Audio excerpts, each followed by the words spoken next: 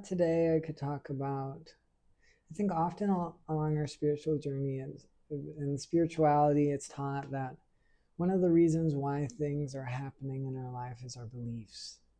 That our beliefs create our reality, that if something's not happening how we would like it, then we need to change our beliefs. And I think really what that is an avoidance of, if something's happening, what am I learning from it? What is it helping cultivate within me? What is it helping grow within me? And what is the gift I'm receiving from this moment? And if I'm going through tragedy or hardship, maybe I'm learning greater grit or greater perseverance, or how to be mature and responsible under pressure, and how to care and celebrate my life and myself, even on the challenging days. And if I'm having incredible levels of abundance or prosperity or new things that are awesome flowing into my life, maybe it's teaching me how to be a better receiver, or teaching me to learn how to handle more when more is coming into my life in a responsible way. And that every moment there's a gift, even in the hardship, even in the tragedy, even in the trauma. And it doesn't mean we have to stay in abusive relationships or we should never stay in abusive relationships or stay in a place where we're being mistreated by a person. And that what the gift of that moment is, the gift of me practicing setting boundaries, creating space, getting myself out of that situation. No matter how tough or challenging it is, I am committed to to moving myself in an environment where abuse, trauma, mistreatment is not happening. No matter what the options are, I always choose the option of a difference. I move myself into a different environment. And the gift of trauma and abuse is down the road, how I was hurt, how I was harmed, then becomes my greatest compassion towards other people going through the same situation. And then maybe to even some degree inspires me to take action to help others going through similar situations, to make their time a little bit easier by me giving them greater support and care, whether that's in a career or as a friend. And we all have different ways of how we would like to help heal this planet or to help people on this planet. But oftentimes how we were hurt then inspires how we wish to help. And so the gift of trauma is down the road. It will give me greater compassion going through for people who are going through that situation. And will, most of the time, either in this life or the next life will inspire me to help those people who are hurting, who are struggling through similar situations. So that being said, our beliefs never actually 95, 99% of the maybe 95% of the time aren't affecting what's being created. That our beliefs only affect what's being created when they are affecting us from taking action steps in our life, or they're affecting how we're showing up in a moment.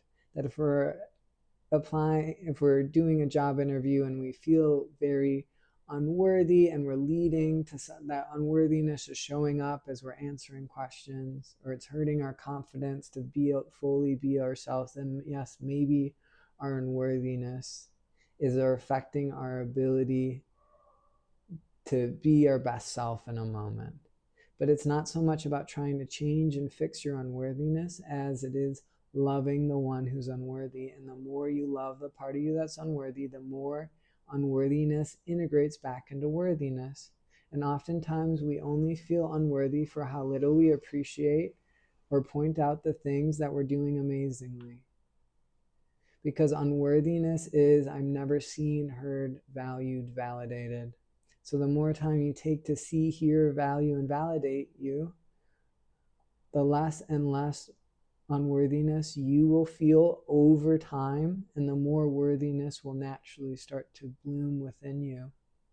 And the more confidence will come from a feeling of feeling worthy, a feeling worthy to have more. And as we love the part of ourselves that is unworthy, the more worthiness comes to the surface. And it's never about trying to change your unworthiness, but as you take time to appreciate and love you, the unworthiness naturally remembers more and more of the worthiness it is. And so as we allow our beliefs to be as they are, and just if they feel like they're affecting us, we can take greater time to love them. Because everything that's showing up within our body, whether it's a noisy mind, strong feelings of anxiety, depression, or limiting beliefs about our capabilities, is the universe saying this is the next aspect for you to love. And as you love it, you'll move more and more into wholeness. And so within any unworthiness, there is a gift of, as I see my unworthiness, I am then able to give it to the love, to see, hear, and validate it, to turn it into art, to honor it, that it's been craving for so long, that it's been wanting to remember. Because anyone who feels unworthy wants to be worthy, wants to have more. And so the moment we see unworthiness is the moment we remember the gift of our power of, I can love this. I can appreciate myself deeper. I can point out more of what I'm doing right. And the more I do that, the more any limiting beliefs I have about myself will naturally be healed. And so, and our reality is happening to bring to our attention the next parts of ourselves to love, to move us into more whole places where we can then be our most confident version of ourselves and welcome the most incredible jobs or people or whoever, whatever we're trying to attract. And sure, some people have more unworthiness, more hurt, more trauma to work through than others. And it's whatever our soul on a deep level chose to heal for the planet, because whatever you're given, the hardships, the trauma, the abuse you're given as a child, as you heal it, as you stop that pain cycle, as you become a person who stops taking their pain out on others and is willing to face and feel their pain that was passed down generation to generation, from mother and father to child, from boss to co-worker, from friends to friends, that pain stops with you. And so all the pain and trauma you are given, you are healing on behalf of the planet. And you're creating more space for love by the willing you are to love yourself through any pain you've endured.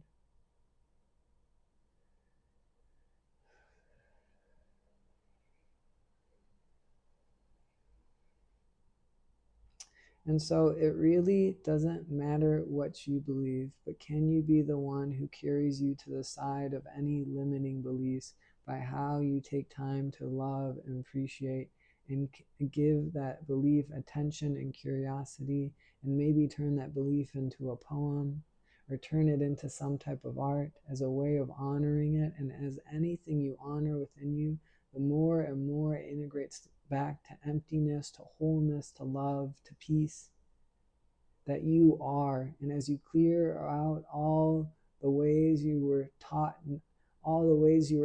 not that you weren't whole,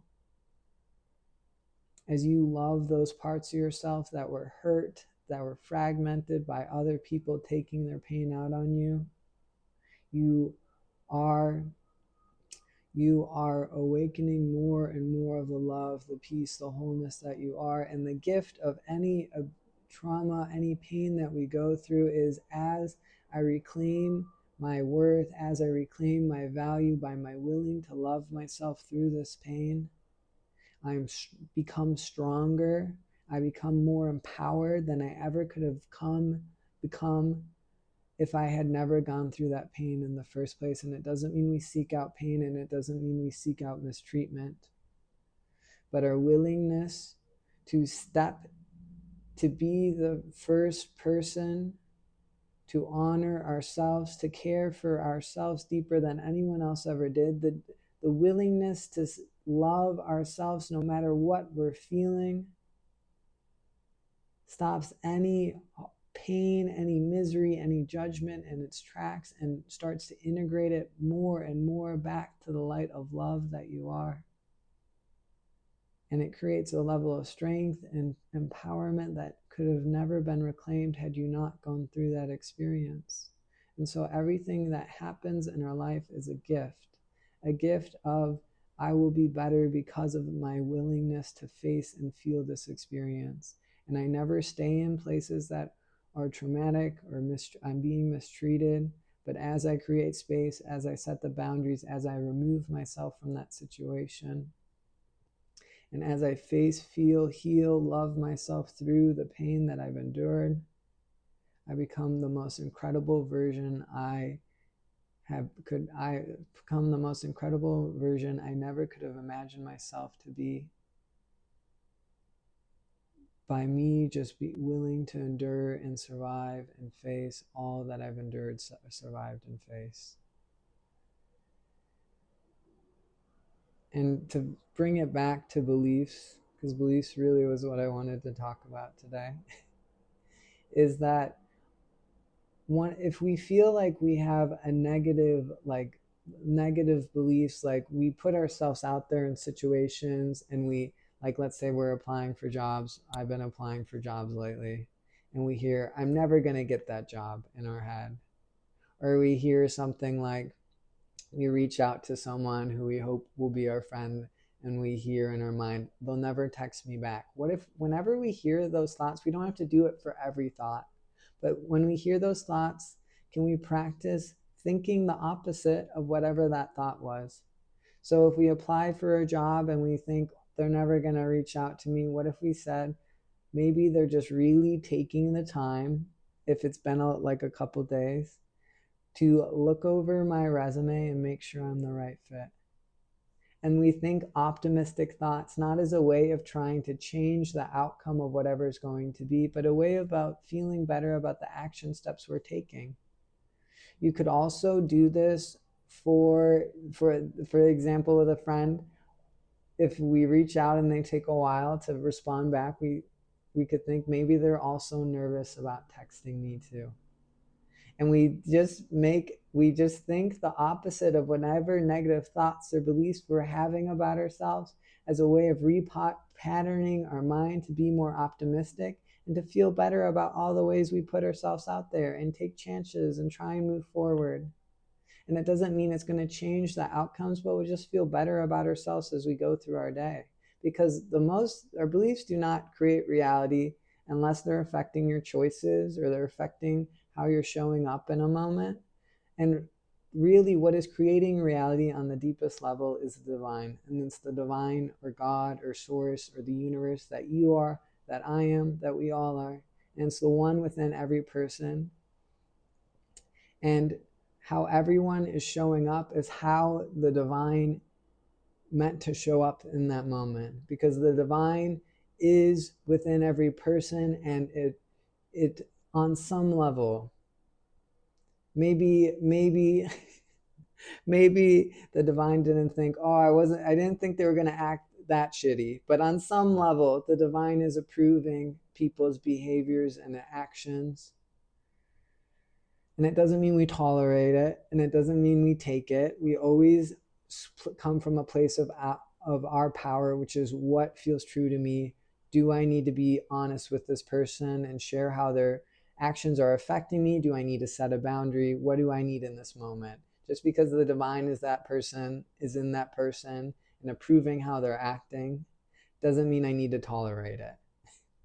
But the divine is what's creating every moment, and it's creating every moment, whether it's tragedy or in hardship or love and connection and vulnerability, based on what is going to bring people together, what is going to move people into the greatest level of love, togetherness, and community over time. Like the divine plays the long game, hundreds of thousands of years. And everything is happening to support the greater good in the moment, down the road, or hundreds of thousands of years from now. And so when we look at it from that perspective, and we let go of my beliefs are making this happen, or a past life is making this happen, what am I learning from this? What is this helping me cultivate in this moment? What is a strength that this moment is helping me strengthen to an even greater degree? And can we see the gifts of every moment and take time to celebrate and enjoy what this moment is bringing more out of us? And so the divine within me, the divine within me bows to the divine within you. The divine is within every moment. And it's not something happening because of our negative beliefs, but it's happening either down the road, in the moment, or way into the future to help all become the best versions of themselves they can be. So I hope that helps. I hope that clears things up. Thanks for listening.